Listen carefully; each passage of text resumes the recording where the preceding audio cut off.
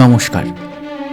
গল্পবাবুর পাঠশালার নতুন পর্বে আপনাদের স্বাগত।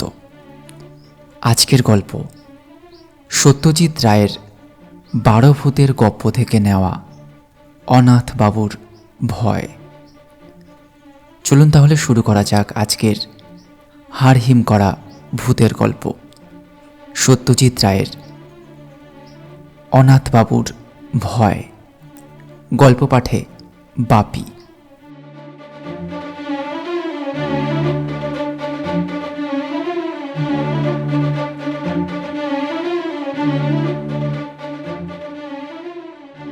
অনাথবাবুর সঙ্গে আমার আলাপ ট্রেনের কামরায়।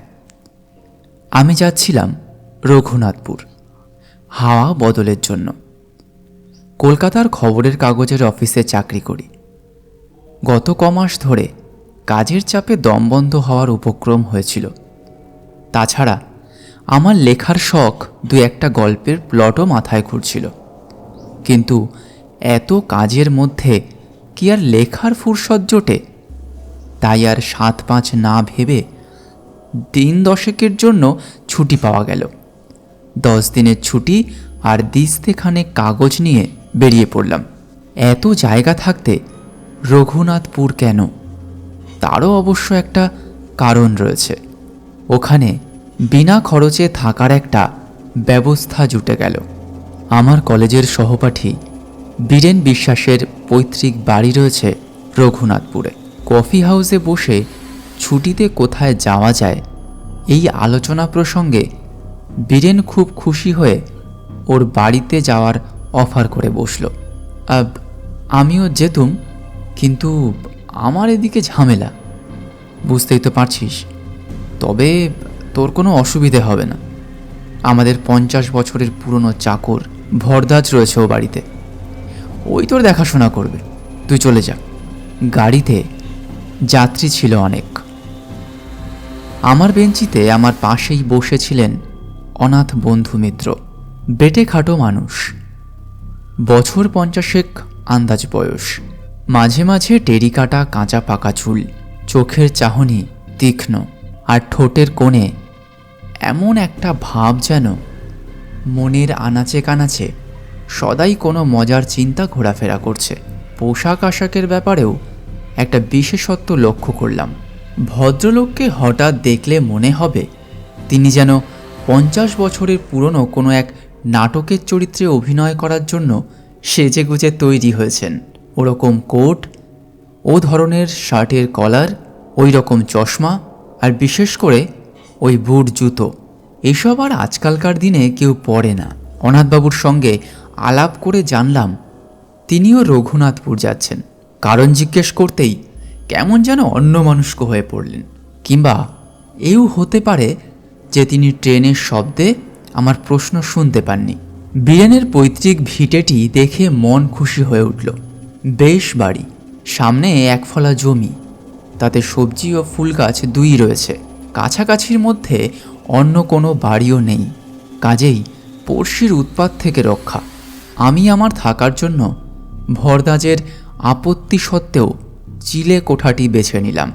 আলো, বাতাস এবং নির্জনতা তিনটেই পর্যাপ্তভাবে পাওয়া যাবে ওখানে। ঘর দখল করে জিনিসপত্র গোছাবার সময় দেখি আমার দাড়ি কামানোর খুঁটটা আনতে ভুলে গিয়েছি। ভরদাজ শুনে বলল, তাতে আর কি হয়েছে খোকাবাবু, এই তো কুণ্ডুবাবুর দোকান, 5 মিনিটের পথ, সেখানে গেলেই পাবে ক্ষণ। বিকেল 4টে নাগাদ চাটা খেয়ে কুণ্ডুবাবুর দোকানের উদ্দেশ্যে বেরিয়ে পড়লাম। গিয়ে দেখি সেটি একটি ভালো আড্ডার জায়গা। দোকানের ভিতরে 2টি বেঞ্চিতে বসে 5-7টি পৌর ভদ্রলোক রীতিমতো গল্প জমিয়েছেন। তাদের মধ্যে একজন বেশ উত্তেজিতভাবে বলছেন, আরে বাপু, এ তো আর শোনা কথা নয়, এ আমার নিজে চোখে দেখা। আর 30 বছর হয়ে গেল বলেই কি সব মন থেকে মুছে গেল? এসব স্মৃতি এত সহজে ভুলবার কথা নয়। আর বিশেষ করে যখন হলধর দত্ত ছিল আমার অন্তরঙ্গ বন্ধু তার মৃত্যুর জন্য আমি যে কিছু অংশে দায়ী, সে বিশ্বাস আমার আজও যায়নি। আমি এক প্যাকেট 7 o'clock কিনে আরও 2-1টি অবান্তর জিনিসের খোঁজ করতে লাগলাম। ভদ্রলোক বলে চললেন, ভেবে দেখুন, আমারই বন্ধু আমার সঙ্গে মাত্র 10 টাকা বাজি ধরে রাত কাটাতে গেল ওই উত্তর পশ্চিমের ঘরটাতে। পরদিন আর ফেরে না। শেষটায় আমি, জিতেন বক্সি, হরিচরণ সাঁ, আরও 3-4 জন, কে ছিল ঠিক মনে নেই, গেলুম হলদার বাড়িতে হলধরের খোঁজ করতে। গিয়ে দেখি বাবু ওই ঘরের মেঝেতে হাত পা ছড়িয়ে মরে কাঠ হয়ে আসে। তার শোক সাওয়া দৃষ্টি কড়ি কাঠের দিকে, আর সেই দৃষ্টিতে ভয়ে যা নমুনা দেখলুম, তাতে ভূত ছাড়া আর কি ভাববো বলুন। গায়ে কোনো ক্ষত চিহ্ন পর্যন্ত নেই, বাঘের আসরও নেই, সাপের ছোবলও নেই, কিচ্ছু না। আচ্ছা, আপনারাই বলুন এখন কি বলবেন। আরও মিনিট 5 দোকানে থেকে আলোচনার বিষয়টি সম্পর্কে মোটামুটি একটা ধারণা হলো। রঘুনাথপুরের দক্ষিণ প্রান্তে হালদার বাড়ি বলে একটি 200 বছরের পুরনো ভগ্নপ্রায় জমিদার প্রাসাদ রয়েছে। সেই প্রাসাদে বিশেষ করে তার দোতলার উত্তর পশ্চিম কোণের একটি ঘরে অনেক কালের পুরনো একটি ভূতের আনাগোনা রয়েছে।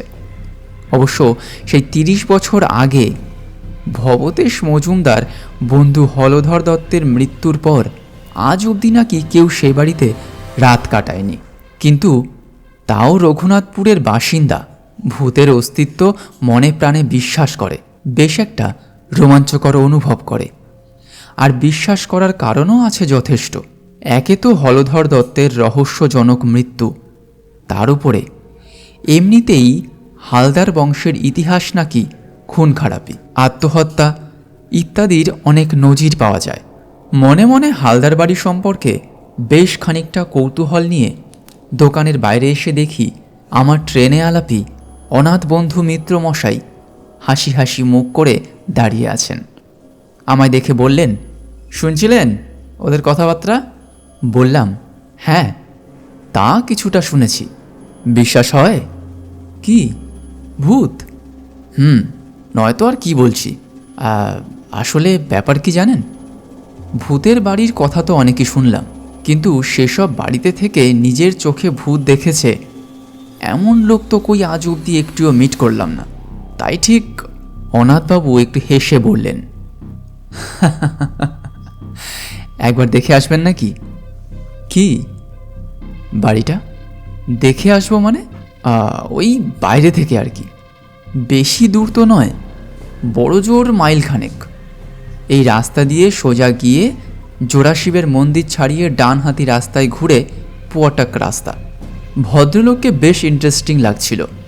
আর তাছাড়া এত তাড়াতাড়ি বাড়ি ফিরে গিয়ে কী বা করব, তাই চললাম তার সঙ্গে। হালদারদের বাড়িটা দূর থেকে দেখা যায় না, কারণ বাড়ির চারপাশে বড় বড় গাছের জঞ্জাল। তবে বাড়ির গেটের মাথাটা দেখা যেতে থাকে পৌঁছনোর প্রায় 10 মিনিট আগে থেকেই।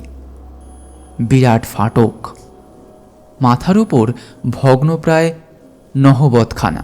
ফাটকের ভিতর দিয়ে বেশ খানিক দূর রাস্তা গিয়ে তবে সদর দালান। 2-3টে মূর্তি আর ফোয়ারার ভগ্নশেষ দেখে বুঝলাম বাড়ি আর ফাটকের মাঝখানে এই জায়গাটা আগে বাগান ছিল। বাড়িটা অদ্ভুত, কারুকার্যেরও কোনো বাহার নেই তার কোনো জায়গায়। কেমন যেন একটা বেঢপ চৌকো চৌকো ভাব। বিকেলের পরন্ত রোদ এসে পড়েছে শ্যাওলাবৃত্ত দেয়ালে। মিনিট খানেক চেয়ে থাকার পর অনাথবাবু বললেন, আমি যতদূর জানি রোদ থাকতে ভূত বেরোয় না। তারপর আমার দিকে চেয়ে চোখ টিপ মেরে বললেন, একবার চট করে সেই ঘরটা দেখে এলে হতো না? সেই উত্তর পশ্চিমের ঘর, যে ঘরে, হ্যাঁ, যে ঘরে হলধর দত্তের মৃত্যু হয়েছিল। ভদ্রলোকের তো এসব ব্যাপারে দেখছি একটু বাড়াবাড়ি রকমের আগ্রহ। অনাথবাবু বোধ হয় আমার মনের ভাবটা আঁচ করতে পেরেই বললেন, খুব আশ্চর্য লাগছে না? আসলে কি জানেন, আপনাকে বলতে দ্বিধা নেই, আমার রঘুনাথপুরে আসার একমাত্র কারণ হলো এই বাড়িটা। বটে? আগে হ্যাঁ, এটা যে ভূতের বাড়ি, আমি কলকাতা থাকতেই এই খবরটা পেয়ে ওই ভূত বাড়িটি দেখব বলে এখানে এসেছি। আপনি সেদিন ট্রেনে আমার আসার কারণটা জানতে চাইছিলেন। আমি উত্তর না দিয়ে অভদ্রতা করলাম বটে, কিন্তু মনে মনে স্থির করেছিলাম উপযুক্ত সময় এলে, অর্থাৎ আপনি কীরকম লোক সেটা আরেকটু জেনে নিয়ে আসল কারণটা নিজে থেকেই বলবো। কিন্তু তাই বলে ভূতের পিছনে ধাওয়া করে একেবারে কলকাতা ছেড়ে? বলছি, এত ব্যস্ত হবেন না। আমার কাজ সম্পর্কে তো বলাই হয়নি কখনো আপনাকে। আসলে আমি ভূত সম্পর্কে একজন বিশেষজ্ঞ। আজ 25 বছর ধরে এ ব্যাপার নিয়ে বিস্তর রিসার্চ করছি। শুধু ভূত কেন, ভূত, প্রেত, পিশাচ, ডাকিনী, যোগিনী, ভ্যাম্পায়ার, এসব আর কি। যা কিছু আছে তার সম্বন্ধে বইয়ে যা লেখে তা প্রায় সবই পড়ে ফেলেছি। 7টা ভাষা শিখতে হয়েছে এসব বই পড়ার জন্য।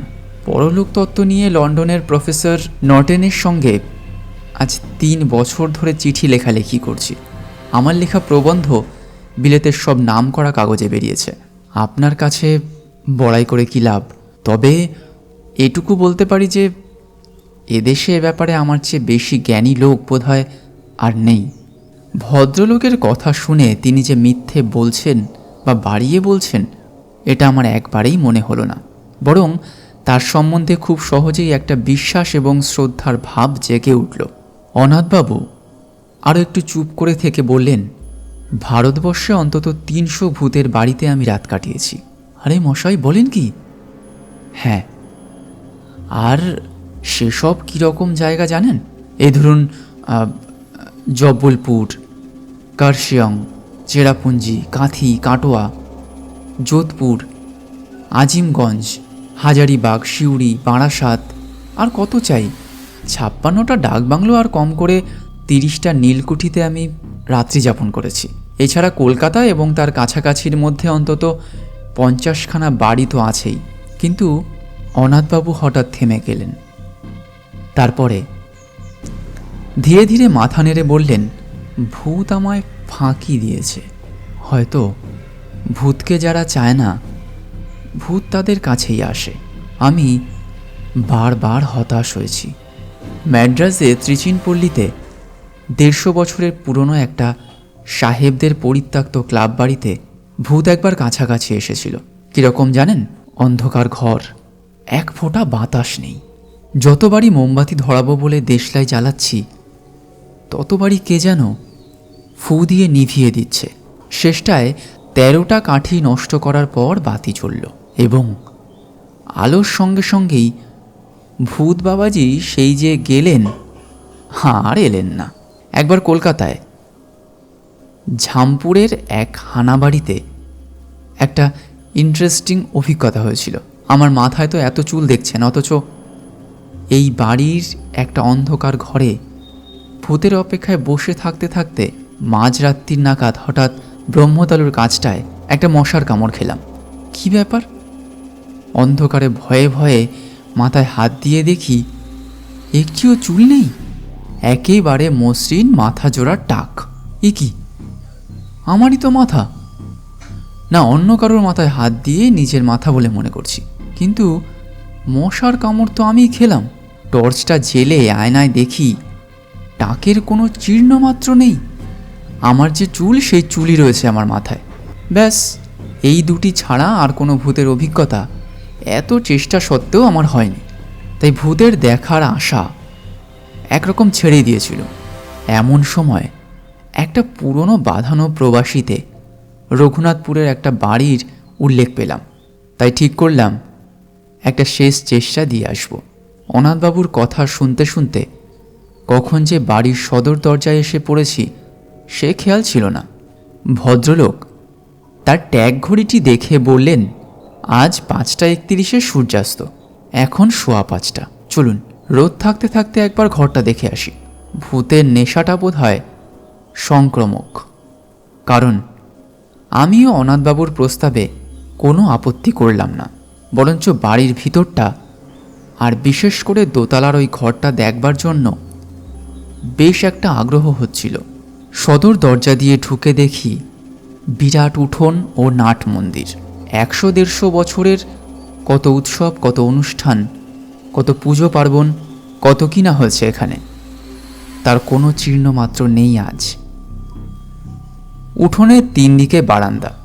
আমাদের ডাইনে বারান্দার যে অংশ, তাতে একটি ভাঙা পালকি পড়ে আছে এবং পালকিটি ছাড়িয়ে হাত 10 গিয়েই দোতলা যাওয়ার সিঁড়ি। সিঁড়িটি এমনই অন্ধকার যে উঠবার সময় অনাথবাবুকে তার কোটের পকেট থেকে একটি টর্চ বার করে জ্বালতে হলো। প্রায় অদৃশ্য মাকড়সার জালের ব্যূহ ভেদ করে কোনো রকমে দোতলায় পৌঁছানো গেল। মনে মনে বললাম, এ বাড়িতে ভূত থাকা অস্বাভাবিক নয়। দোতলার বারান্দায় দাঁড়িয়ে হিসাব করে দেখলাম, বাদিক দিয়ে সোজা চলে গেলে ওই যে ঘর, ওটাই হলো উত্তর পশ্চিমের ঘর। অনাথবাবু বললেন, সময় নষ্ট করে লাভ নেই, চলুন এগোই। এখানে বলে রাখি, বারান্দায় কেবল একটি জিনিস ছিল, সেটি একটি ঘড়ি, যাকে বলে গ্র্যান্ডফাদার ক্লক। কিন্তু তার অবস্থা খুবই শোচনীয়। কাঁচ নেই, বড় কাঁটাটি উধাও, পেন্ডুলামটি ভেঙে কাঁত হয়ে পড়ে আছে। উত্তর পশ্চিমের ঘরের দরজাটি ভেজানো ছিল। অনাথবাবু যখন তার ডান হাতের তর্জনী দিয়ে সন্তর্পণে ঠেলে দরজাটি খুললেন, তখন বিনা কারণেই আমার গাটা ছমছম করছিল। কিন্তু ঘরের ভিতর ঢুকে অস্বাভাবিক কিছু লক্ষ্য করলাম না। দেখে মনে হয় এককালে বৈঠকখানা ছিল। ঘরের মাঝখানে একটা বিরাট টেবিল, তার কেবল পায়া 4খানাই রয়েছে, উপরের তক্তাটা নেই। টেবিলের পাশের জালনাটার দিকে একটি আরাম কেদারা। অবশ্য এখন আর সেটি আরাম কেদারা হবে কিনা সন্দেহ, কারণ বসবার জায়গায় বেতের খানিকটা অংশ লোপ পেয়েছে। উপরের দিকে চেয়ে দেখি ছাদ থেকে ঝুলছে একটি টানা পাখার ভগ্নাংশ, অর্থাৎ তার দড়ি নেই। কাঠের ডান্ডাটা ভাঙা এবং ঝালটের অর্ধেকটা ছেঁড়া। এছাড়া ঘরে আছে একটি খাঁচকাটা বন্দুক রাখার তাক, একটি নলবিহীন গড়গড়া, আর 2খানা সাধারণ হাতল ভাঙা চেয়ার। অনাথবাবু কিছুক্ষণ একেবারে স্তব্ধ হয়ে রইলেন। মনে হলো খুব মনোযোগ দিয়ে কিছু একটা অনুভব করার চেষ্টা করলেন। প্রায় মিনিটখানেক পরে বললেন, একটা গন্ধ পাচ্ছেন? কি গন্ধ? মাদ্রাজি ধূপ, মাছের তেল আর মরা পোড়ার গন্ধ মেশানো একটা গন্ধ। আমি 2 বেশ জোরে জোরে নিঃশ্বাস টানলাম। অনেক দিনের বন্ধ ঘর খুললে যে একটা ভ্যাপসা গন্ধ বেরোয়, সে গন্ধ ছাড়া আর কোনো গন্ধই পেলাম না। তাই বললাম, কই, ঠিক বুঝতে পারছি না তো। অনাথবাবু আরও কিছুক্ষণ চুপ করে থেকে হঠাৎ বাঁ হাতের তেলোতে ডান হাত দিয়ে একটা ঘুষি মেরে বললেন, বহুত আচ্ছা, এ গন্ধ আমার চেনা গন্ধ। এ বাড়িতে ভূত অবসম্ভবী। তবে বাবাজি দেখা দেবেন কিনা সেটা কাল রাত্রির আগে বোঝা যাবে না। চলুন। অনাথবাবু স্থির করে ফেললেন যে পরদিনই তাকে এ ঘরে রাত্রিবাস করতে হবে। ফেরার পথে বললেন, আজ থাকলুম না, কারণ কাল আমাবস্যা, ভূতের পক্ষে সবচেয়ে প্রশস্ত তিথি। তাছাড়া 2-1টি জিনিস সঙ্গে রাখা দরকার, সেগুলো বাড়িতে রয়ে গেছে, কাল নিয়ে আসবো। আজ সার্ভেটা করে গেলুম আর কি। ভদ্রলোক আমায় বাড়ি অবধি পৌঁছে দিয়ে বিদায় নেওয়ার সময় গলাটা একটু নামিয়ে বললেন, আর কাউকে আমার প্ল্যানের কথাটা বলবেন না যেন। এদের কথাবার্তা তো শুনলাম আজকে, যা ভয় এদের, জানলে পরে হয়তো আমাকে বাধা দিয়ে আমার প্ল্যানটাই নষ্ট করে দেবে। আর হ্যাঁ, আর একটা কথা, আপনাকে আমার সঙ্গে যেতে বললুম না বলে কিছু মনে করবেন না। এসব ব্যাপার বুঝলেন কিনা, একা না হলে ঠিক জুৎসই হয় না। পরদিন দুপুরে কাগজ কলম নিয়ে বসলেও লেখা খুব দূর বেশি এগোলো না। মনে পড়ে রয়েছে হালদার বাড়ির ওই উত্তর পশ্চিমের ঘরটায়। আর রাত্রে অনাথবাবুর কি অভিজ্ঞতা হবে সে নিয়ে একটা অস্বস্তি উদ্বেগ রয়েছে মনের মধ্যে। বিকেলে অনাথবাবুকে হালদার বাড়ির ফাটক অবধি পৌঁছে দিলাম। ভদ্রলোকের গায়ে আজ একটা কালো গলাবন্ধ কোট, কাঁধে জলের ফ্ল্যাক্স, আর হাতে সেই কালকের 3 সেলের টর্চ। ফাটক দিয়ে ঢুকবার আগে কোটের 2 পকেটে হাত ঢুকিয়ে 2টো বোতল বার করে আমায় দেখিয়ে বললেন, এই দেখুন, এটিতে রয়েছে আমার নিজের ফর্মুলার তৈরি তেল। শরীরের অনাবৃত অংশে মেখে নিলে আর মশা কামড়াবে না। আর এই দ্বিতীয়টিতে হলো কার্বলিক অ্যাসিড, ঘরের আশপাশে ছড়িয়ে দিলে সাপের উৎপাত থেকে নিশ্চিন্ত। এই বলে 2টো বোতল পকেটে পুরে টর্চটা মাথায় ঠেকিয়ে আমায় একটি সেলাম ঠুকে ভদ্রলোক বুট জুতো খটখটিয়ে হালদার বাড়ির ভিতরে চলে গেলেন। রাত্রে ভালো ঘুম হলো না। ভোর হতে ভরদ্বাজকে বললাম ফ্ল্যাক্সে 2জনের মতো চা ভরে দিতে। চা এলে পরে ফ্ল্যাক্সটি নিয়ে আবার হালদার বাড়ির উদ্দেশ্যে রওনা দিলাম। হালদার বাড়ির ফাটকের কাছে গিয়ে দেখি চারদিকে কোনো সাড়া শব্দ নেই। অনাথবাবুর নাম ধরে ডাকবো নাকি শটাং দোতলায় চলে যাব সেটাই ভাবছিলাম। এমন সময় হঠাৎ শুনতে পেলাম, ও মশাই, এই যে এদিকে। এবার দেখতে পেলাম অনাথবাবুকে প্রাসাদের পূব দিকের জঙ্গলের ভিতর থেকে বেরিয়ে আসছে আমার দিকে। তাকে দেখে মোটেই মনে হয় না যে রাত্রে তার কোনো ভয়াবহ বা অস্বাভাবিক অভিজ্ঞতা হয়েছে। আমার কাছে এসে হাসতে হাসতে একটা নিমের ডাল দেখিয়ে বললেন, আর বলবেন না মশাই, আধ ঘন্টা বনবাদারে ঘুরছি এই নিমের ডালটার খোঁজে। আমার আবার দাঁতনের অভ্যাস কি না। ফস করে রাত্রের কথাটা জিজ্ঞেস করতে কেমন বাধা বাধা ঠেকল। বললাম, চা এনেছি, এখনই খাবেন না বাড়ি যাবেন? চলুন না, ওই 4 আর 5টায় বসে খাওয়া যাক। গরম চায়ে চুমুক দিয়ে একটা তৃপ্তিসূচক শব্দ করে আমার দিকে ফিরে মুচকি হেসে অনাথবাবু বললেন, কি খুব কৌতূহল হচ্ছে না? আমি আমতা আমতা করে বললাম, না মানে তা তো একটু হবেই। বেশ, তবে বলছি শুনুন।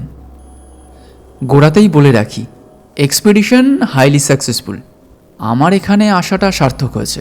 অনাথবাবু 1 মগ চা শেষ করে 2য় মগ ঢেলে তার কথা শুরু করলেন।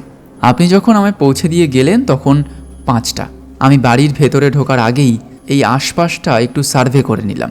অনেক সময় ভূতের চেয়ে জ্যান্ত মানুষ আর জানোয়ারের উপদ্রব বেশি থাকে। যাই হোক, দেখলুম কাছাকাছির মধ্যে সন্দেহজনক কিছুই নেই। বাড়িতে ঢুকে একতলার ঘরগুলোর মধ্যে যেগুলো খোলা রয়েছে সেগুলো একবার দেখে নিলাম। জিনিসপত্র তো আর একদিন ধরে বিশেষ পড়ে থাকার কথা নয়। একটা ঘরে কিছু আবর্জনা, আর একটা ঘরে কড়ি কাঠে গুটি চারেক ঝুলন্ত বাদুড় ছাড়া আর কিছুই চোখে পড়ল না। বাদুড়গুলো আমায় দেখে নড়ল না, আমিও তাদের ডিস্টার্ব করলুম না। 6:30 নাগাদ দোতলার ওই আসল ঘরটিতে ঢুকে রাত কাটানোর আয়োজন শুরু করলাম। একটা ঝাড়ন এনেছিলাম, তা দিয়ে প্রথমে আরাম কেদারাটা ঝেড়ে পুছে সাফ করলাম। কতদিনের ধুলো জমেছিল তা কে জানে। ঘরের মধ্যে একটা গুমোট ভাব ছিল, তাই জানলাটা খুলে দিলাম। ভূত বাবাজি যদি সশরীরে আসতে চান তাই বারান্দার দরজাটা খুলে রাখলাম। তারপর টর্চ ও ফ্ল্যাক্সটা মেঝেতে রেখে ওই বেদ ছাড়া আরাম কেদারাতেই শুয়ে পড়লাম। অস্বস্তি হচ্ছিল বেশ, কিন্তু এর চেয়ে আরও অনেক বেয়ারা অবস্থায় বহু রাত কাটিয়েছি, তাই কিছু মাইন্ড করলুম না। আশ্বিন মাস, 5:30টায় সূর্য ডুবেছে। দেখতে দেখতে অন্ধকার বেশ জমাট বাঁধল, আর সেই সঙ্গে সেই গন্ধটা ক্রমশ স্পষ্ট হচ্ছিল। আমি এমনিতেই খুব ঠান্ডা মেজাজের মানুষ, সহজে বড় একটা এক্সাইটেড হই না, কিন্তু কাল রাতে যেন ভিতরে ভিতরে বেশ উত্তেজনা অনুভব করছিলাম। সময়টা ঠিক বলতে পারি না, তবে আন্দাজে মনে হয় 9টা কি 9:30 নাগাদ জানলা দিয়ে একটা জোনাকি ঢুকে পড়েছিল। সেটা মিনিটখানেক ঘোরাঘুরি করে আবার জানলা দিয়েই বেরিয়ে গেল। তারপর কখন যে শেয়াল ঝিঝির ডাক থেমে গেল আর কখন যে আমি ঘুমিয়ে পড়েছি সে খেয়ালই নেই। ঘুমটা ভাঙল একটা শব্দে, ঘড়ির শব্দ। ঢং ঢং ঢং করে 12টা বাজল। মিঠে অথচ বেশ জোর আওয়াজ, জাত ঘড়ির শব্দ, আর সেটা আসছে বাইরের বারান্দা থেকে। কয়েক মুহূর্তের মধ্যেই ঘুমটা ছুটে গিয়ে সম্পূর্ণ সজাগ হয়ে আরও দুটো জিনিস লক্ষ্য করলুম। আমি আরাম কেদারায় সত্যি খুব আরামে শুয়ে আছি। ছেঁড়াটা তো আর নেই, বরং উল্টে আমার পিঠের তলায় কে যেন একটা বালিশ গুজে দিয়েছে।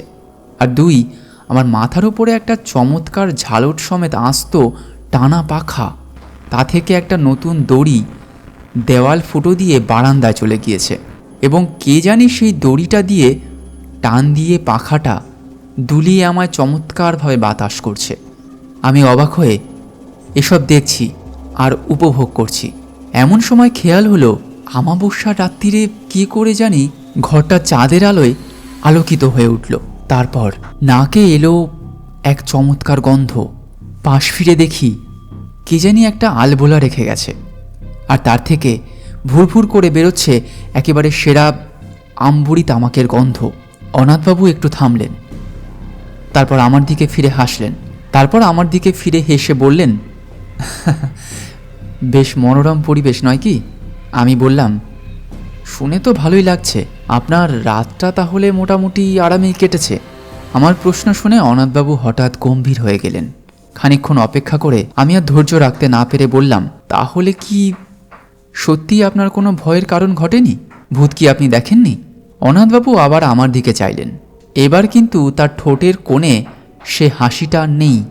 ধরা গলায় ভদ্রলোকের প্রশ্ন এলো, পরশু যখন আপনি ঘরটায় গেলেন তখন কড়িকাঠের দিকটায় ভালো করে লক্ষ্য করেছিলেন কি? আমি বললাম, তেমন ভালোভাবে দেখিনি বোধহয়। কেন বলুন তো? অনাথবাবু বললেন, ওখানে একটা বিশেষ ব্যাপার রয়েছে, সেটা না দেখলে বাকি ঘরটা বোঝাতে পারবো না। চলুন। অন্ধকার সিঁড়ি দিয়ে উঠতে উঠতে অনাথবাবু কেবল একটি কথাই বললেন, আমার আর ভূতের পিছনে ধাওয়া করতে হবে না সীতেশবাবু, কোনো দিনও না। সে শখ মিটে গেছে। বারান্দা দিয়ে যাওয়ার পথে ঘড়িটার দিকে চেয়ে দেখলাম সেই রকমই ভাঙা অবস্থা। ঘরের দরজার সামনে পৌঁছে অনাথবাবু বললেন, চলুন। দরজাটা ভেজানো ছিল। আমি হাত দিয়ে ঠেলে ঘরের মধ্যে ঢুকলাম। তারপর দু পা এগিয়ে মেঝের দিকে চোখ পড়তেই আমার সমস্ত শরীরে একটা বিস্ময় ও আতঙ্কের শিহরণ খেলে গেল।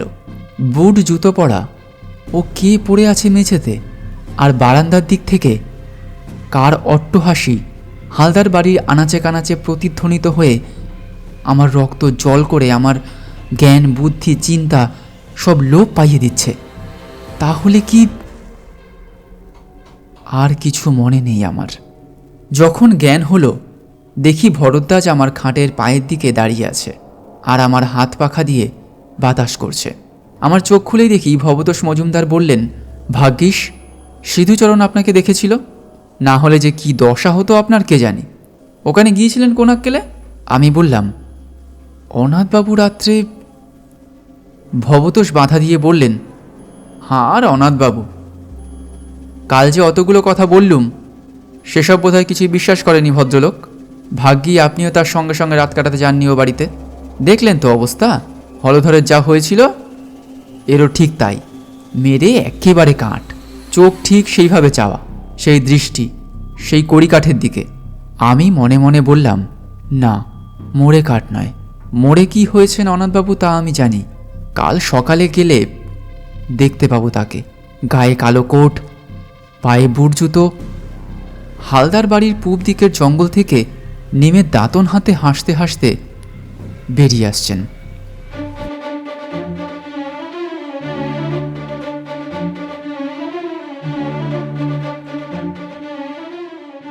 অসংখ্য ধন্যবাদ আমাদের গল্পটি শোনার জন্য। আমাদের গল্পটি আপনাদের কেমন লাগলো অবশ্যই কমেন্টসে জানাবেন। আপনাদের কমেন্টসের অপেক্ষায় থাকব। খুব তাড়াতাড়ি নিয়ে আসবো নতুন আরও একটি হাড়হিম করা ভূতের গল্প। ততক্ষণ পর্যন্ত আমাদের সাথেই থাকুন। ধন্যবাদ।